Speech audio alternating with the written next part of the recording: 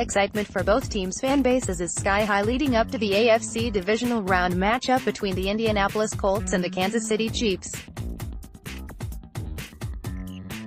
Nearly everyone is scurrying to find some historical statistic, or a specific matchup that could indicate that one team or the other has the advantage. Fans frequently attempt to look at the most recent group of games to find trends giving some suggestion for appropriate expectations, but we've seen teams buck momentum in the playoffs. With this in mind, we're going to look at one set of numbers that appears to have a meaningful effect on the outcome of games, one that absolutely looks to give the Colts a bit of an advantage. Sure. We could look at the fact that the Chiefs have given up over 2,100 rushing yards this season, or the fact that they've averaged 9 points fewer per game in their last 5 outings, but let's be honest, 32 points per game is still a lot of points. We could also look at the fact that they're 3-2 in their last 5 games, with their largest margin of victory being 7 points in their second meeting against a broken Raiders team, or that they had to go to overtime in order to get rid of the Baltimore Ravens. While it is worth mentioning those observations, red zone efficiency is where games are won and lost, especially in the playoffs.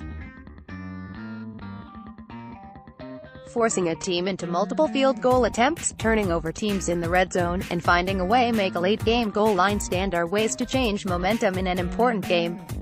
It just so happens that the Colts have the advantage in this area. Offensively, both teams are very good inside their opponent's 20-yard line. The Chiefs a little better than the Colts, in fact, as they were second in the league with a red zone touchdown percentage of 71.8%, 51 of 71 attempts.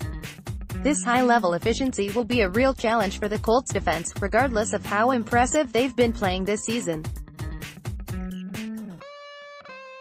However, the Colts defense hasn't just been good this season, they've been especially good in the red zone as well. The Colts have only allowed 23 touchdowns on their opponent's 43 trips inside the 20-yard line, 53.5%, which was good for 11th in the league. The Colts defense will have to force a turnover at some point Saturday in order to improve their chances of winning, and doing it inside the 20 could bring about a massive swing in this matchup. The Colts, on the other hand, were 5th in the league on offense in the red zone with a touchdown rate of 68.8%, 44 of 64 attempts.